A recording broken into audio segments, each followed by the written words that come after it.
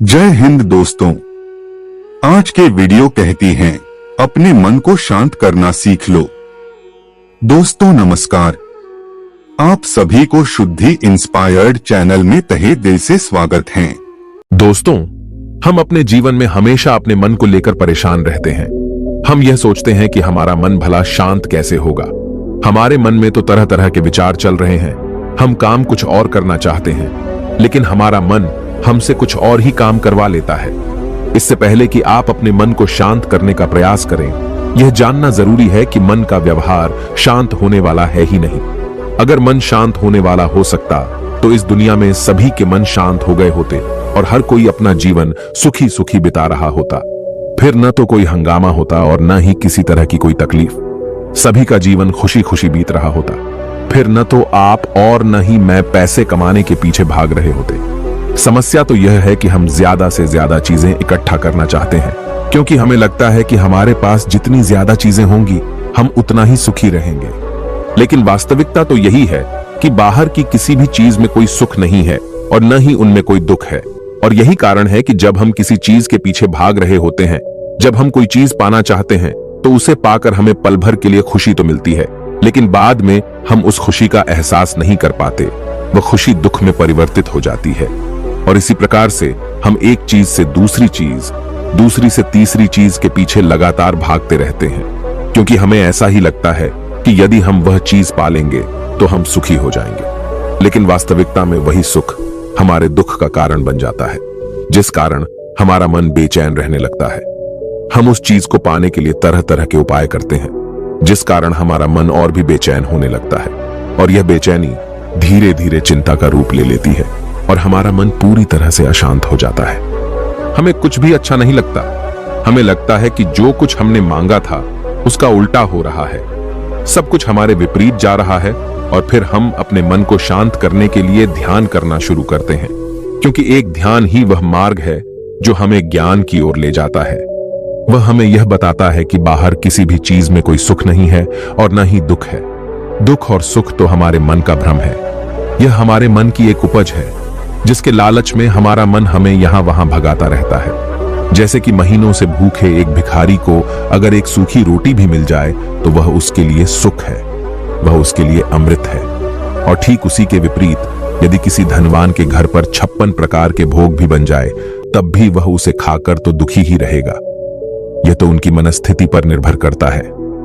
इसे और अच्छे से समझने के लिए आज की जो कहानी मैं आपको सुनाने जा रहा हूं, इस कहानी के माध्यम से आप यह समझ पाएंगे कि हमारे मन की स्थिति क्या है और हम इसे कैसे नियंत्रित कर सकते हैं। तो चलिए बिना किसी देरी के कहानी शुरू करते हैं। एक समय की बात है, एक गांव में एक युवक रहता था जिसका मन बहुत ही अशांत रहता था। वह हमेशा तनाव में रहता। वह अपने मन को शांत करना चाहता था, लेकिन उसे कोई भी उपाय नजर नहीं आ रहे थे। उसके जीवन में कई प्रकार के दुख थे, जिनके कारण वह हमेशा तकलीफ में रहता, तनाव में रहता। एक दिन उसे पता चला कि उसके गांव में एक बौद्ध भिक्षु आए हुए हैं, जो सभी को दुख और सुख पर उपदेश दे रहे हैं। वह युवक तुरंत ही घर से निकला और उनके आश्रम जा पहुंचा। वहां पर पहुंचने के बाद उस युवक ने देखा कि वह बौद्ध भिक्षु सभी गांव वालों को उपदेश दे रहे थे। बौद्ध भिक्षु कह रहे थे कि सभी के जीवन में कोई न कोई सुख और दुख तो आता ही रहता है, जिस कारण हमारा मन बहुत अशांत रहता है। और एक अशांत मन इस दुनिया का कोई भी सुख नहीं ले सकता। फिर चाहे उसे पूरी दुनिया की धन दौलत ही क्यों न मिल जाए, वह उसे पाकर भी दुखी ही रहेगा। परंतु जिस व्यक्ति का मन शांत है, उसके पास चाहे कुछ भी हो या न हो, वह हर छोटे पल का आनंद ले सकता है। वह हर पल को खुशी खुशी जी सकता है। इस दुनिया का और इस जीवन का परम सुख भी प्राप्त कर सकता है। इतना कहकर उन बौद्ध भिक्षु ने अपना प्रवचन समाप्त कर दिया और वापस आश्रम की ओर लौट गए। युवक भी उनके पीछे पीछे आश्रम पहुंच गया और इस युवक ने उन बौद्ध भिक्षु से कहा, हे गुरुवर, अभी कुछ देर पहले आप उपदेश दे रहे थे कि एक शांत मन हर पल का आनंद ले पाता है, हर पल को सुखी सुखी जी पाता है। लेकिन इस दुनिया में सभी के पास मन है और सभी के मन अशांत है, तो ऐसे में भला अपने जीवन को कोई सुखी सुखी कैसे जी सकता है। इस दुनिया में शांत मन किसी के पास नहीं। मेरे पास भी एक ही मन है और वह भी शांत नहीं है। गुरुवर, क्या आप बता सकते हैं कि मैं अपने इस मन को कैसे शांत करूं? तभी बौद्ध भिक्षु ने उस युवक को ध्यान के बारे में समझाया। ध्यान के फायदे बताए और उसे कहा, बेटा, ध्यान करने से हमारा मन शांत हो जाता है।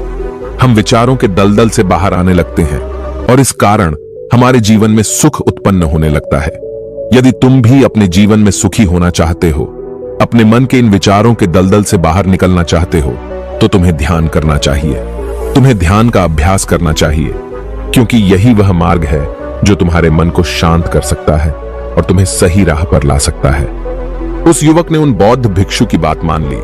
उस युवक ने उन बौद्ध भिक्षु को प्रणाम किया और वापस घर चला गया। घर पहुंचने के बाद उसने ध्यान करना शुरू किया। वह रात भर ध्यान करता रहा, लेकिन उससे उसे कोई लाभ नहीं हुआ। इस कारण वह अगली सुबह फिर से उन बौद्ध भिक्षु के पास पहुंचा और उन बौद्ध भिक्षु से कहता है, गुरुवर, आपके कहे अनुसार मैंने रात भर ध्यान किया है, लेकिन उससे मुझे कोई लाभ नहीं हुआ। मेरा मन तो अभी भी अशांत है। आप तो कह रहे थे कि ध्यान करने से हमारा मन शांत हो जाता है। तभी वह बौद्ध भिक्षु उस युवा से कहते हैं, ध्यान कोई एक बार करने की चीज नहीं है। ये तो अभ्यास है और धीरे धीरे समय के साथ मन शांत होता जाएगा। इस पर वह युवक कहता है, हे गुरुवर, मेरे पास इतना समय नहीं है।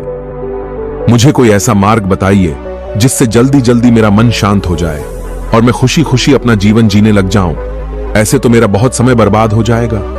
मुझे कुछ ऐसा बताइए गुरुदेव, जिससे मेरा मन आज के आज और अभी शांत हो जाए, जिससे मैं सुख की अनुभूति कर पाऊं, मुझे सुकून मिले। उस युवक की यह बात सुनकर बौद्ध भिक्षु मुस्कुराने लगे। उन्होंने उस युवक से कहा, बेटा, मेरे पास तुम्हारे लिए कुछ ऐसा है जिससे तुम्हारा मन अभी के अभी शांत हो जाएगा। इतना कहकर वह बौद्ध भिक्षु अपने आश्रम में गए और अंदर से एक घड़ा लेकर आए और उस युवक को थमाते हुए कहते हैं, जाओ और पास की बह रही उस नदी से इस घड़े में पानी भरकर लाओ। उन बौद्ध भिक्षु के इतना कहने के बाद उस युवक ने वह घड़ा हाथ में ले लिया और नदी की तरफ जाने लगा। उसके बाद मन ही मन सोच रहा था कि लगता है यह गुरु पागल है, इन्हें कुछ नहीं पता। भला यह घड़ा मेरे जीवन में शांति कैसे ला सकता है? ये मेरे मन को शांत कैसे कर सकता है? लेकिन उसके पास और कोई रास्ता नहीं था, जिस कारण उसने घड़ा लिया और पास वाली नदी के पास पहुंच गया। उसने उस नदी में से उस घड़े में पानी भरना शुरू किया, लेकिन जैसे ही उस व्यक्ति ने उस घड़े को नदी से बाहर निकाला तो उस युवक ने देखा कि उस घड़े के चारों ओर छोटे छोटे छेद हैं, जिससे पानी तेजी से बाहर की ओर निकल रहा था। उसने लगातार कई बार प्रयास किए, लेकिन काफी बार कोशिश करने के बाद भी वह उस घड़े को पूरा नहीं भर पाया और थक हार कर उन बौद्ध भिक्षु के पास वापस लौटा और क्रोधित होकर कहता है, गुरुवर, आपने यह कैसा घड़ा दिया है? इसके चारों तरफ तो छेद है। भला मैं इसमें पानी कैसे भरकर ला सकता हूं? जब भी मैं पानी भरता हूं, इस घड़े के छेदों से सारे पानी बाहर निकल जाते हैं। इस घड़े को मैं पूरा नहीं भर सकता। तभी वह बौद्ध भिक्षु उस युवक को शांत कराते हुए कहते हैं, बेटा, शांत हो जाओ। तुम्हें तुम्हारे प्रश्न का जवाब ही तो दे रहा हूं, और यदि तुम क्रोधित अवस्था में इस जवाब को सुनोगे तो इसे समझना तुम्हारे लिए मुश्किल हो जाएगा। इसलिए शांत हो जाओ और मेरी बात समझने का प्रयास करो। ये जो घड़ा मैंने तुम्हें दिया है, इसे अपना मन समझो, और मन केवल दो ही प्रकार से शांत हो सकता है। पहला यह कि तुम उसे लबालब पूरा भर दो और उसमें कुछ भी और आने जाने की जगह न बचे। क्या तुम इस घड़े को इस प्रकार भर सकते हो? इस पर वह युवक कहता है, हे गुरुवर, मैं इस घड़े को लबालब नहीं भर सकता, क्योंकि जब भी मैं इसमें पानी भरता हूं, सारा पानी तो छेद से बाहर निकल जाता है। तभी वह बौद्ध भिक्षु उस युवक से कहते हैं, ठीक इसी तरह हम भी अपने मन को कभी नहीं भर सकते। हम जितना इसमें डालते जाएंगे, वह सब कुछ हमारे शरीर के द्वारा बाहर आता रहेगा। फिर चाहे वह क्रोध हो, प्रेम हो या फिर दया, हम जो भी अपने अंदर आने देते हैं, वही हमारे अंदर से बाहर भी आता है। और इसीलिए मैंने तुम्हें छेदों वाला घड़ा दिया, क्योंकि ये हमारी मन के जैसा ही है।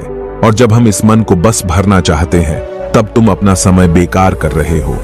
क्या तुम्हें एक पल के लिए भी ये नहीं सोचा कि इसी प्रकार तो तुम अपने मन को भरने में भी लगे हुए हो? क्या इससे तुम्हारा समय बर्बाद नहीं हो रहा? क्या इससे तुम्हारा जीवन बर्बाद नहीं हो रहा? क्योंकि जिस भी चीज से तुम अपने मन को भरोगे, वह तो बाहर निकल ही जाएगी। उस युवक को अपनी गलती का एहसास हुआ। वह तुरंत उन बौद्ध भिक्षु के चरणों में गिर गया और उन बौद्ध भिक्षु से कहता है, गुरुवर, आपने सच कहा। मैंने कभी भी इसके बारे में नहीं सोचा कि मैं अपना जीवन अपने आप ही बर्बाद कर रहा था। ठीक है, मैं तो इस बात से अनजान था, लेकिन आज आपने मेरी आंखें खोल दी। परंतु गुरुवर, अगर यह मन को पूरी तरह भरने का पहला तरीका मन को शांत नहीं कर सकता, तो मन को शांत करने का दूसरा तरीका कौन सा है?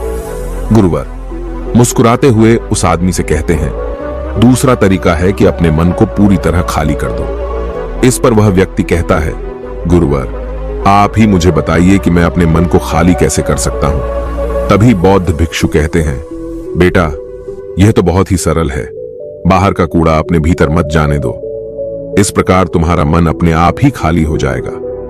वह व्यक्ति कुछ देर सोच विचार करने के बाद बौद्ध भिक्षु से कहता है, हे गुरुदेव यह कैसे संभव है? जो भी हम देखते हैं सुनते हैं वह हमारे मन में ही तो जाता है, वह हमारे भीतर की ओर ही तो जाता है, फिर मैं उसे कैसे रोक सकता हूं? इस पर बौद्ध भिक्षु मुस्कुराने लगे और उस युवक से कहते हैं, बेटा मैं तुम्हें यही तो समझाने का प्रयास कर रहा हूं कि मन को केवल ध्यान से ही जीता जा सकता है और एक दिन ध्यान करने से कुछ नहीं होने वाला। हमें इसके लिए समय देना होगा, हमें इसके लिए धैर्य रखना होगा, इसका निरंतर अभ्यास करना होगा। आगे बौद्ध भिक्षु उस युवा से कहते हैं, बेटा क्या तुम्हें प्यास लगी है? युवक कहता है, हां गुरुवर मुझे बहुत जोरों की प्यास लगी है। इस पर उन बौद्ध भिक्षु ने उस युवक को पानी पिलाया और कहा, ये लो पानी पी लो, इससे तुम्हारी प्यास बुझ जाएगी। लेकिन मुझे एक बात बताओ, क्या आज पानी पी लेने से फिर तुम्हें कभी प्यास नहीं लगेगी? तुम कभी फिर मुझसे पानी नहीं मांगोगे? इस पर वह युवक कहता है, गुरुवर आप कैसी बातें कर रहे हैं? पानी तो हमारे जीवन का एक हिस्सा है, इसके बिना तो हम मर जाएंगे, और आप कह रहे हैं कि आज पानी पी लो और उसके बाद मैं कभी पानी न पीऊं। यह भला कैसे संभव है? प्यास तो हमें रोज आती है और हम रोज पानी पीते हैं, इसके बिना तो हम मर जाएंगे। तभी बौद्ध भिक्षु मुस्कुराते हुए उस युवक से कहते हैं, ठीक इसी प्रकार एक दिन के ध्यान से हमारा मन शांत नहीं हो सकता, उसे भी रोज भूख लगती है और उसे रोज रोज हमें आहार भी देना पड़ता है, उसे भी रोज पानी पीने की जरूरत पड़ती है, और ठीक उसी प्रकार हमें हर दिन ध्यान करने की भी जरूरत पड़ती है। और जब हम निरंतर ध्यान करते हैं, इसका अभ्यास करते हैं, तो देखते ही देखते हमारे मन की भूख शांत होने लगती है और एक समय पर हमारा मन सारे विचार उत्पन्न करना बंद कर देता है। तब वह बाहर से कुछ भी ग्रहण नहीं कर पाता और जो कोई भी विचार हमारे भीतर है वह सारे विचार देखते ही देखते समाप्त हो जाते हैं और इसी प्रकार धीरे धीरे हमारा मन शांत होने लगता है। आगे वह बौद्ध भिक्षु उस युवक से कहते हैं, बेटा तुम ही तो कह रहे थे कि तुमने रात भर ध्यान किया है, लेकिन उसके बाद भी तुम्हारा मन शांत नहीं हो रहा। बेटा तुम चाहो तो 1 घंटे के लिए ध्यान कर सकते हो, चाहो तो पूरा दिन भर तुम ध्यान करो, लेकिन इसका लाभ भी तुम्हें उतना ही मिलेगा। अर्थात मान लो तुम 1 दिन के लिए ध्यान करते हो तो इससे तुम्हारे मन को भी शांति केवल कुछ समय के लिए ही मिलेगी। यह हो सकता है कि वह 1 घंटे के लिए शांत रहे या फिर केवल कुछ क्षणों के लिए, लेकिन वह शांत अवश्य होगा।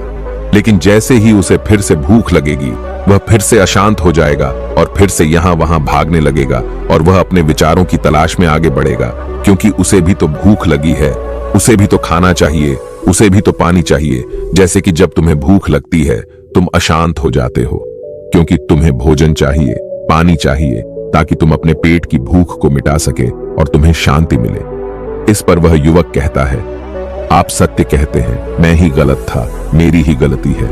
मैं अपने मन को अवश्य शांत करके रहूंगा, फिर चाहे इसके लिए मुझे कितना भी समय क्यों न लग जाए, मैं भी उस सुख को प्राप्त करके ही रहूंगा। मैं इस खाली घड़े में पानी भरकर अपने जीवन को बर्बाद नहीं करना चाहता। मैं अपने मन को शांत करके ही रहूंगा, मैं अपने मन को पूरी तरह से खाली कर दूंगा।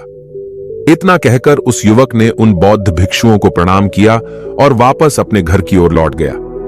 दोस्तों, हम लोगों के जीवन में भी कई प्रकार की समस्याएं हैं और हम उन समस्याओं का समाधान करना चाहते हैं, और अंत में हमें जो मार्ग मिलता है वह ध्यान है।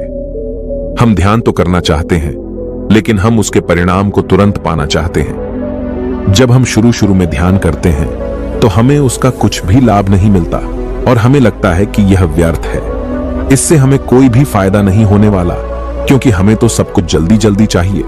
लेकिन वास्तविकता तो यही है कि ध्यान सब्र और समय मांगता है और साथ ही उसे शांति भी चाहिए। परंतु हम इतने अशांत हैं कि हमारे भीतर ये तीनों चीजें नहीं हैं। इसीलिए अपने भीतर धैर्य पैदा करें। जब आपके भीतर धैर्य पैदा होगा तभी आप सब्र, समय और शांति के महत्व को समझ पाएंगे, और फिर आपका समय चाहे कैसा भी क्यों न चल रहा हो, आप हर समय खुश रहना सीख जाएंगे। अगर आपका मन अशांत है तो यह किसी और के हाथों में नहीं है कि वह आपके मन को शांत कर सके। यह तो आपके हाथों में है कि आप अपने मन को किस प्रकार और कितनी देर तक के लिए शांत कर सकते हैं। दोस्तों, उम्मीद करता हूं कि आप सभी को इस कहानी से बहुत कुछ सीखने को मिला होगा।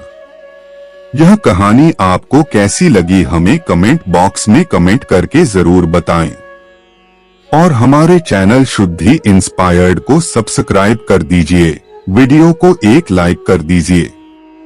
आप सभी को बहुत बहुत धन्यवाद।